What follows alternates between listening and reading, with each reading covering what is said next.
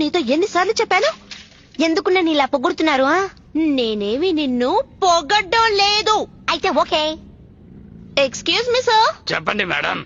నాయనా టోపీ వాళ్ళ అలా బిత్రపై నుంచోకుండా నా మొహాన చాక్లెట్స్ ని పడేయండి. తప్పుగా అనుకోక బాబు, ఇక్కడ చాకో చిప్స్ లేవు. చాకో చిప్స్ లేదా? అయితే పెద్ద తాళం ఉందా? నాన్ వెజ్ అమ్మే షాప్ లో నీ ఇష్టమైనవన్నీ అడక్కో.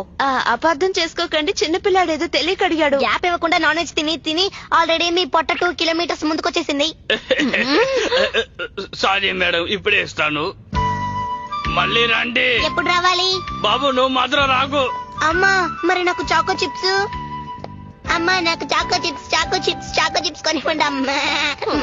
కొనిస్తానని చెప్పాను కదా, ఎందుకు ఇలా పేచి పడుతున్నావు?